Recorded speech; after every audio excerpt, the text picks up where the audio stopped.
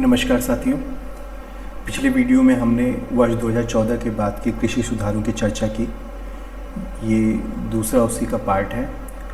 आज हम जो योजनाएं कल रह गई थी उनकी चर्चा करेंगे। कल हमने यहाँ तक प्रधानमंत्री मत्स्य संपदा योजना तक पूरा कर लिया था।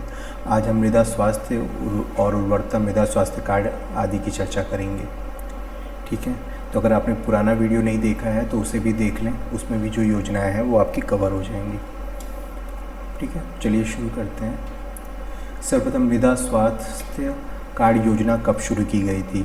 तो मृदा स्वास्थ्य कार्ड योजना के बारे में आपने कभी कुछ सुना होगा। तो इस योजना की जो शुरुआत हुई थी वो हुई थी 19 फरवरी 2015 को, यानी कि जब 2014 में नरेंद्र मोदी जी की सरकार आई थी उसके तुरंत एक साल बाद ही ये योजना शुरू की गई थी, 19 फरवरी 2015 को। ठीक है, नेक्स्ट क्वेश्चन है, मृदा स्वास्थ्य कार्ड योजना की शुरुआत किस जगह से की गई थी? तो ये स्थान है सूरतगढ़, राजस्थान में पड़ता है सूरतगढ़, वहाँ से इस योजना की शुरुआत की गई थी। नेक्स्ट क्वेश्चन है, मृदा स्वास्थ्य कार्ड योजना का उद्देश्य क्या है? किसानों को बीमा सुविधा देना, किसानों को फसल बेचने के लिए बाजार उपलब्ध कराना, मृदा की जांच कर उसकी उर्वरकता के अनुसार उर्वरक और पोषक तत्वों की सलाह देना, सिंचाई के लिए मुफ्त पानी उपलब्ध कराना। तो आपका सही ऑप्शन होता है तीसरा नंबर, मृदा की जांच कर उसकी उर्वरकता के अनुसार उर्वरक और पोषक तत्वों को सलाह देना। ठीक है, तो ये मृदा स्वास्थ्य कार्ड योजना का उद्देश्य था। मृदा स्वास्थ्य कार्ड योजना मृदा के कितने मापदंडों की जांच करती है? इम्पॉर्टेंट क्वेश्चन है। ठीक है, तो इसमें टोटल कितने मापदंड होते हैं? तो 12 मापदंड होते हैं। आइए उन मापदंडों की चर्चा कर लेते हैं। तो टोटल मापदंड कौन कौन से होते हैं? तो ये टोटल 12 जो पॉइंट्स हैं इन्हीं पे आधारित रहता है कि मृदा कैसी है। तो शुरुआत के जैसे नाइट्रोजन, फास्फोरस और पोटेशियम, इनको जो है इनको कहते हैं वृहत पोषक तत्व। ये तीन जो हैं वृहत पोषक तत्व में आते हैं। फिर आता है सल्फर, सल्फर जो है द्वितीय पोषक तत्व है। ठीक है, जिंक, लौह तत्व, तांबा, मैग्नीज और बोरान, इनको हम लोग मानते हैं सूक्ष्म तत्व। ठीक है, और पीएच, विद्युत चालकता और कार्बन, इनको हम लोग मानते हैं भौतिक मापदंड। ठीक है, समझने की कोशिश करिएगा। नाइट्रोजन, फास्फोरस और पोटेशियम, इनको तो हम लोग मानते हैं वृहत तत्व। इनसे ही मतलब मृदा में ये तत्व तो होते ही होते हैं। ठीक है, अब आता है द्वितीयक तत्व जो है वो होता है हमारा सल्फर। ठीक है, फिर इसके बाद जिंक, लौह तत्व, तांबा, मैग्नीज और बोरान, इनको मानते हैं हम लोग सूक्ष्म पोषक तत्व। सूक्ष्म पोषक तत्व मतलब कि जो कम मात्रा में उपलब्ध हैं लेकिन उनकी उपलब्धता होती है। ये अधिक मात्रा में हो गए, ये पहले नंबर पे हो गया, ये दूसरे नंबर पे हो गया और ये हो गया आपका तीसरे नंबर पे। फिर आता है चौथा नंबर। ठीक है, तो ये टोटल मिला करके 12 मापदंड है। इन 12 मापदंडों में अगर मेरे हिसाब से आप बात करें तो कौन सा मापदंड आपका इम्पोर्टेंट है? तो ये 5, जिंक, लौह, तांबा, मैग्नीज और बोरान, ये जो 5 तत्व हैं ये आपके इम्पोर्टेंट हैं। इसमें सबसे ज़्यादा इम्पोर्टेंट जो है वो बोरान है। ठीक है, तो आप याद रखेंगे। आप चाहें तो इसका स्क्रीनशॉट ले सकते हैं। ये हो गया आपका वृहत तत्व, ये हो गया वृहत तत्व, ये द्वितीयक, ये सूक्ष्म पोषक तत्व और ये क्या हो गया? भौतिक मापदंड हो गए। ठीक है, आगे बढ़ते हैं।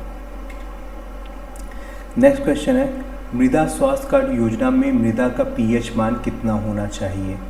ठीक है, तो एक आदर्श मृदा का पीएच मान 6 से 6.0 से 7.0 के बीच में होता है। कहीं कहीं पे आपको 6.5 के से 7.5 के बीच में भी मानता है, तो वो भी गलत नहीं होगा। क्योंकि मृदा देखिए क्या होता है ना, 7 जो होता है वो 7 से नीचे आपका अम्ल होता है, 7 से लेकर के ऊपर जो होता है वो आपका क्षार हो जाता है। ठीक है, तो मृदा कैसी होनी चाहिए कि मृदा ना आपकी अम्लीय होनी चाहिए ना क्षारीय होनी चाहिए। मृदा कैसी होगी? आपकी नॉर्मल होनी चाहिए, उदासीन होनी चाहिए।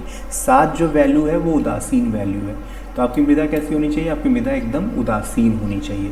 तो अगर पेपर में आता है मृदा स्वास्थ्य कार्ड योजना मृदा का पीएच मान कितना होना चाहिए, या कैसे भी पूछ लेता है कि मृदा का पीएच मान कितना होना चाहिए, तो आपको ये याद रखना है 6.0 से 7.0 के बीच होना चाहिए।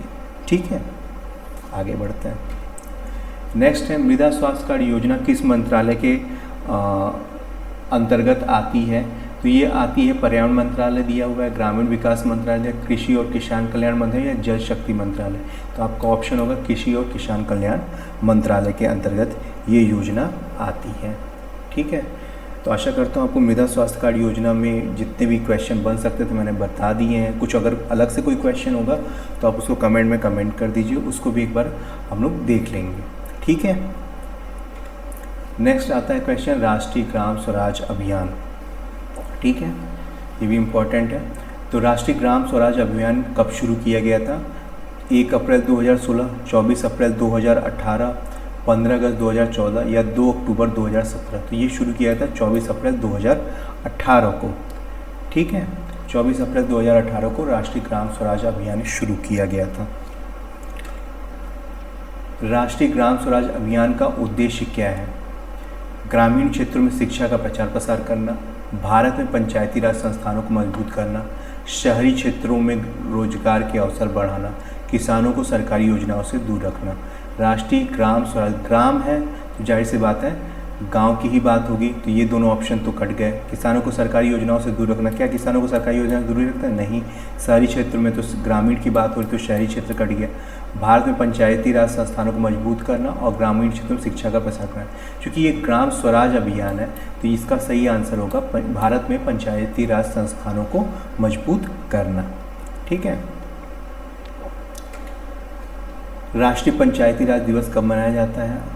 24 अप्रैल को राष्ट्रीय पंचायती राज दिवस मनाया जाता है। क्यों मनाया जाता है? क्योंकि इसी तारीख को 24 अप्रैल 1993 को 73वें संविधान संशोधन के द्वारा पंचायती राज की नींव रखी गई थी।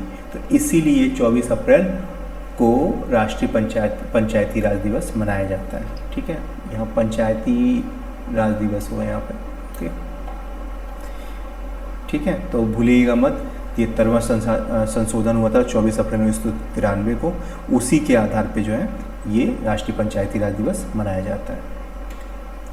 नेक्स्ट, राष्ट्रीय ग्राम स्वराज अभियान किस मंत्रालय के अंतर्गत आता है? ग्रामीण विकास मंत्रालय, कृषि एवं किसान कल्याण मंत्रालय, पंचायती राज मंत्रालय, सामाजिक न्याय और अधिकारिता मंत्रालय। तो आपका आंसर सही होगा पंचायती राज मंत्रालय।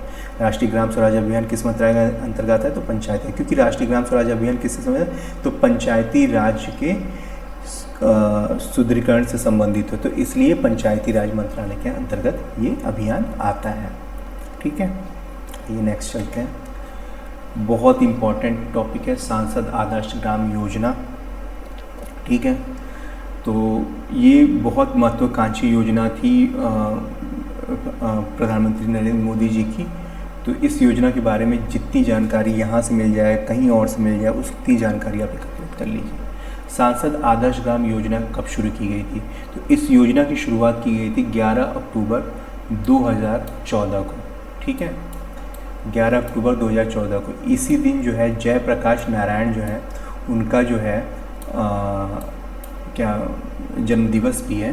तो उसी दिन जो है प्रधानमंत्री जी ने ये शुरू की थी योजना, सांसद आदर्श ग्राम योजना, 11 अक्टूबर 2014 को। ठीक है,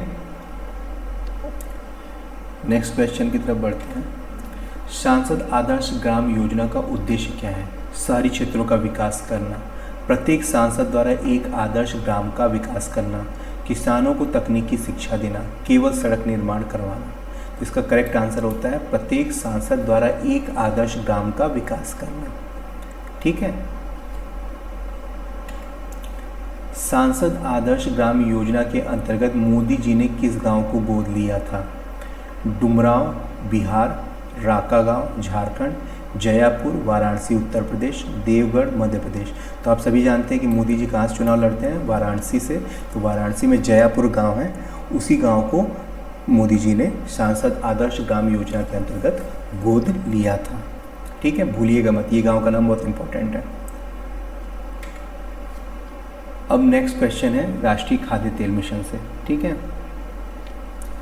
तो राष्ट्रीय खाद्य तेल मिशन NMEO ऑयल पाम योजना कब शुरू की गई थी?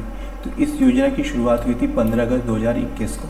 एक्चुअली कहीं कहीं पे आपको ये 18 अगस्त 2021 में मिल जाएगा, लेकिन 15 अगस्त 2021 के लाल किले के भाषण में जो प्रधानमंत्री जी द्वारा दिया गया था, उसमें उन्होंने इसके बारे में कहा था और इस योजना को शुरू करने के लिए कहा था कि आपसे ये योजना शुरू की। इस योजना का मूल उद्देश्य क्या था कि हमारे देश में जो है पाम ऑयल की खपत बहुत है, ठीक है, जितने भी खाने वगैरह में है मैक्सिमम में जो है हमारे पाम ऑयल की खपत है। इसलिए ये योजना शुरू की गई थी ताकि हम अपने आप को जो है पाम ऑयल के क्षेत्र में जो है मजबूत कर सकें और हमारा आयात कम हो सके।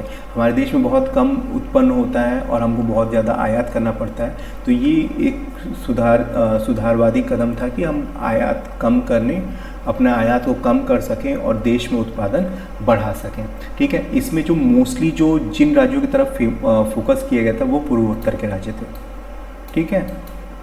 कहाँ के राज्य थे? पूर्वोत्तर के राज्य थे, तो वहाँ पे फोकस किया गया था, ठीक।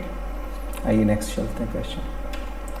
राष्ट्रीय खाद्य तेल मिशन NMEO ऑयल पाम किस प्रकार की योजना है? बहुत ही इम्पोर्टेंट क्वेश्चन है। किस प्रकार की योजना है? तो ये एक केंद्र प्रायोजित योजना है, ठीक है। कैसी योजना है? केंद्र द्वारा प्रायोजित योजना है, ठीक है। मैंने आपको कल बताया था केंद्रीय क्षेत्र की योजना और केंद्र प्रायोजित योजना के विषय में। केंद्रीय क्षेत्र की योजना में क्या होता है कि जो योजना का संपूर्ण वित्त पोषण होता है वो केंद्र सरकार द्वारा जारी किया जाता है। और केंद्र प्रायोजित योजना में क्या होता है कि इस जो मिशन होता है उसका जो पोषण होता है वो राज्य और केंद्र दोनों द्वारा मिलकर किया जाता है, जिसमें जो रेशियो होता है कहीं पे 60-40 होता है, कहीं पे 90-10 होता है। और जैसे केंद्र शासित जो प्रदेश होते हैं वहाँ पे लगभग कभी कभी 100% तक भी हो जाता है, ठीक है। तो केंद्रीय क्षेत्र की योजना, केंद्र प्रायोजित योजना आपको याद रहेंगे। तो राष्ट्रीय खाद्य तेल मिशन जो है वो किस प्रकार की योजना है? तो केंद्र प्रायोजित योजना है, ठीक है।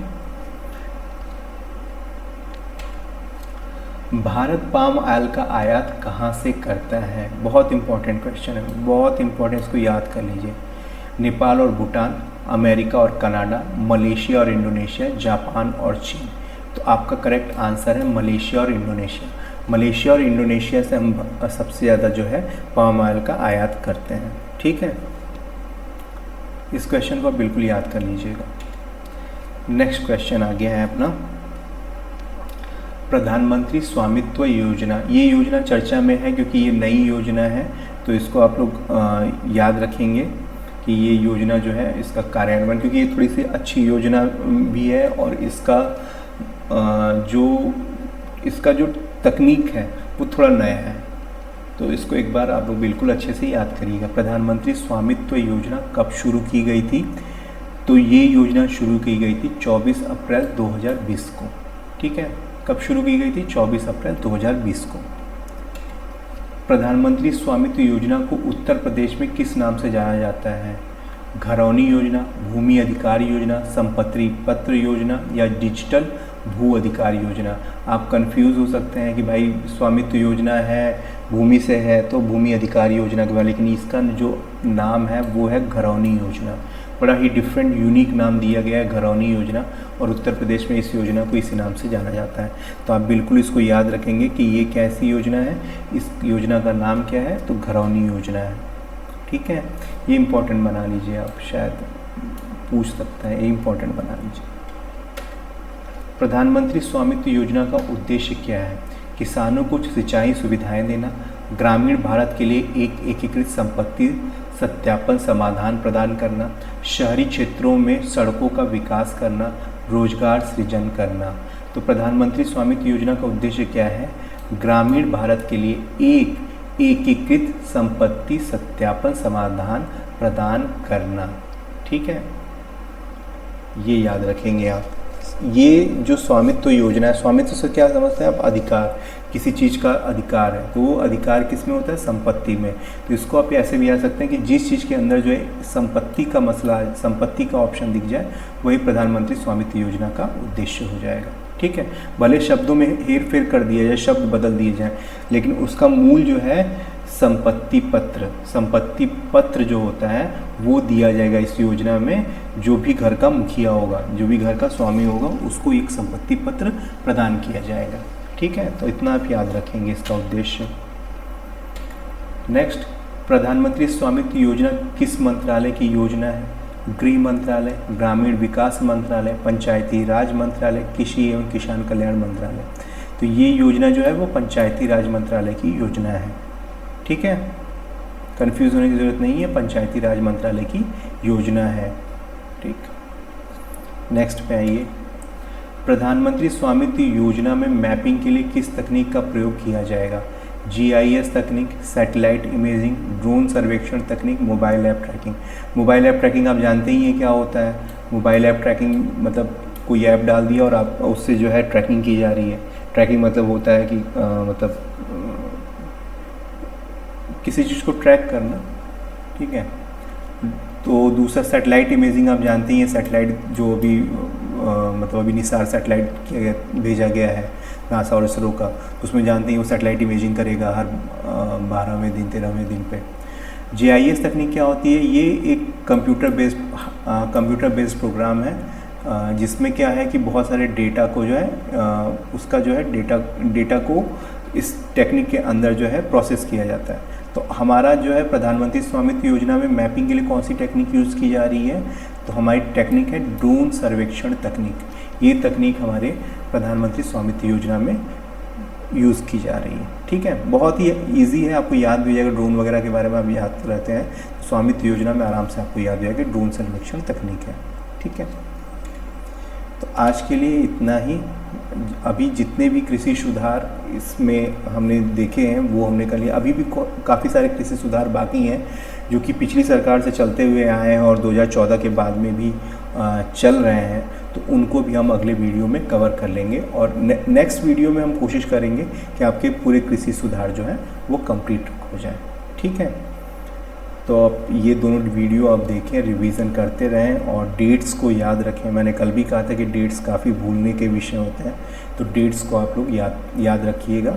तो उस तरीके से जो है आपकी योजनाएं बिल्कुल आपको तैयार हो जाएंगी। ठीक है।